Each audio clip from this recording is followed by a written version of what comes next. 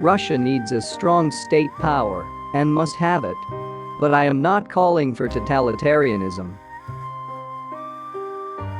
The United States has overstepped its borders in all spheres, economic, political and humanitarian, and has imposed itself on other states. At least in Russia, you cannot just go and tap into someone's phone conversation without a warrant issued by court. That's more or less the way a civilized society should go about fighting terrorism. We must stop using the language of force and return to the path of civilized diplomatic and political settlement.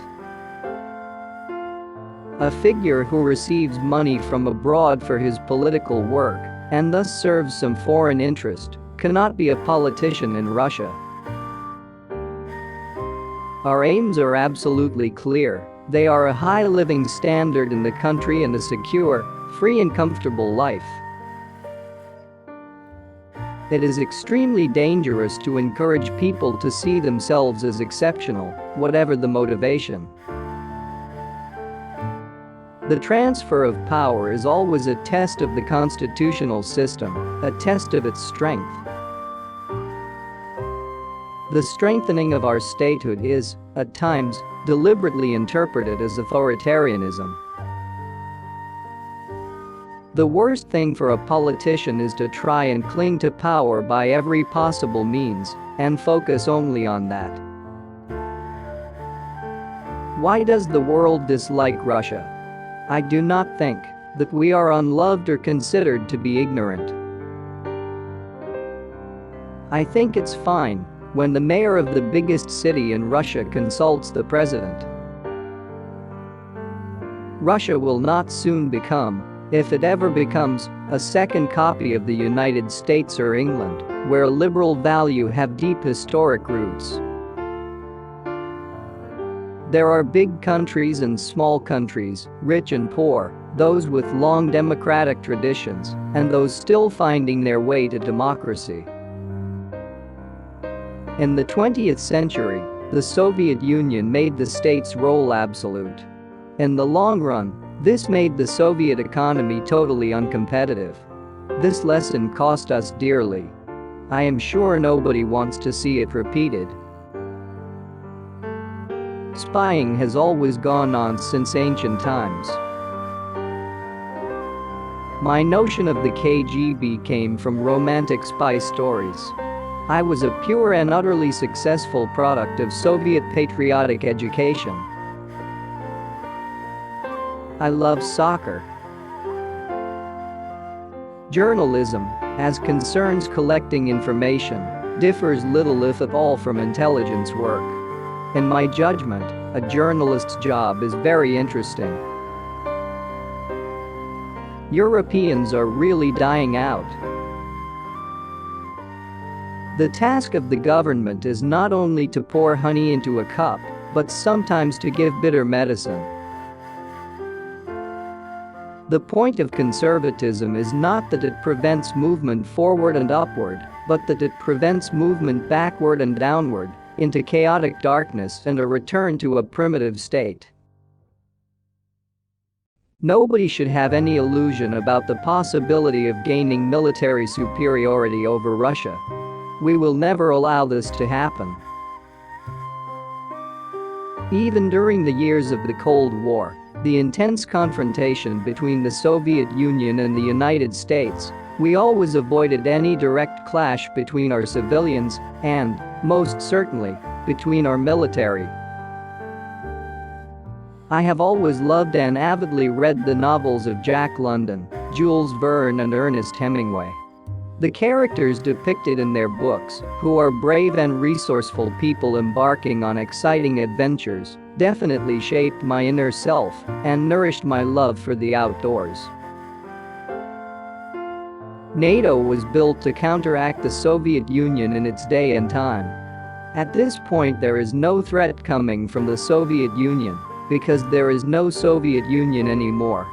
And where there was the Soviet Union once, there is now a number of countries, among them the new and democratic Russia.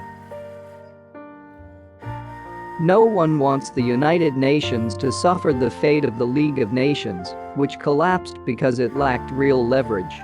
This is possible if influential countries bypass the United Nations and take military action without Security Council authorization. We need to use the United Nations Security Council and believe that preserving law and order in today's complex and turbulent world is one of the few ways to keep international relations from sliding into chaos. The law is still the law, and we must follow it whether we like it or not. If we speak calmly, in a businesslike fashion, let me draw your attention to the fact that Russia supplies arms to the legitimate government of Syria in full compliance with the norms of international law. We are not breaching any rules and norms. Construction of the first gas pipeline system was started during the 1960s, at the height of the Cold War, and for all those years, from the 1960s until this day, Russia has been fulfilling its contract obligations in a very consistent and reliable way, regardless of the political situation.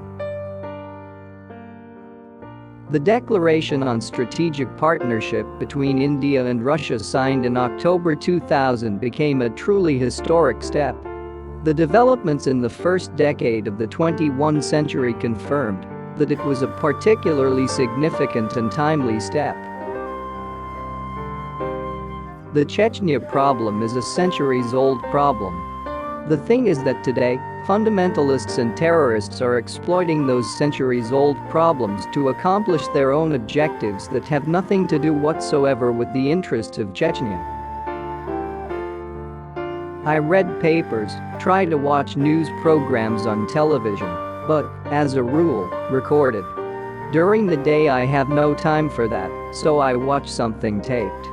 As for the newspapers, I try to get through them every day. Additionally, of course, I look through news bulletins. China has created very good investment tools, including an entire network of very large funds. The Russian private investment fund works with some of those funds, with China's largest investment funds. Back in the mid-18th century, in 1745 to 1747, Ossetia was the first to become part of the Russian Empire. At that time, it was a united entity. North and South Ossetia were one state.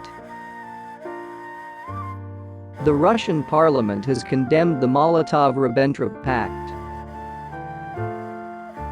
When the states already had nuclear weapons and the Soviet Union was only building them, we got a significant amount of information through Soviet foreign intelligence channels.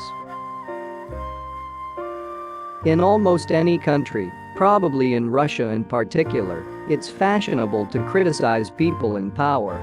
If you come out in support of someone like me, you're going to be accused of trying to ingratiate yourself. Some experts believe that somebody is deceiving WikiLeaks, that its reputation is being undermined in order for it to be used for political purposes. I'm sure corruption in Chechnya is minimal. If one looks at the map of the world, it's difficult to find Iraq, and one would think it rather easy to subdue such a small country. Chechnya is part and parcel of the Russian Federation. To pay more is the easy way. In fact, the solution possibilities to the problem are many. The unjustified swelling of the budgetary deficit and the accumulation of public debts are just as destructive as adventurous stock jobbing. Any people has a right to self-determination, and now in Europe the process of diluting national sovereignty in the framework of a united Europe is more accepted. Yes, life in Chechnya so far looks more like a life after a natural disaster. We should not just consume hydrocarbon fuel, but use it to develop nuclear energy, hydropower and renewable energy sources. I am never guided by a possible assessment of my work. The philosophy of FIFA is to expand world soccer space, to spread out the world football space. In some of the states in the US, homosexuality remains a felony. Stalin is the most popular figure in all of Russia. Nobody should pin their hopes on a miracle. The United Nations founders understood that decisions affecting war and peace should happen only by consensus, and with America's consent, the veto by Security Council permanent members was enshrined in the United Nations Charter. The profound wisdom of this has underpinned the stability of international relations for decades. Above all, such sports as judo, in my view, teach people to relate to each other. They teach us to respect a partner, teach us to understand that an externally weak partner can not only put up worthy resistance, but, if you relax and take too much for granted, may even win. Russia does not have in its possession any trustworthy data that supports the existence of nuclear weapons or any weapons of mass destruction in Iraq, and we have not received any such information from our partners as yet.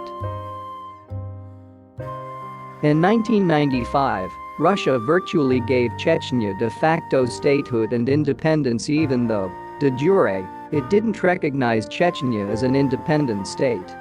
And I would like to emphasize strongly that Russia withdrew all of its troops. We moved the prosecutors, we moved all the police, dismantled all the courts, completely, 100%. I love the Russian classics very much, the Russian classical literature. But I also read modern literature. As far as Russian literature is concerned, I am very fond of Tolstoy and Chekhov, and I also enjoy reading Gogol very much. In line with international law, only the UN Security Council could sanction the use of force against a sovereign state. Any other pretext or method which might be used to justify the use of force against an independent sovereign state are inadmissible and can only be interpreted as an aggression. No one doubts that poison gas was used in Syria. But there is every reason to believe it was used not by the Syrian army, but by opposition forces to provoke intervention by their powerful foreign patrons, who would be siding with the fundamentalists.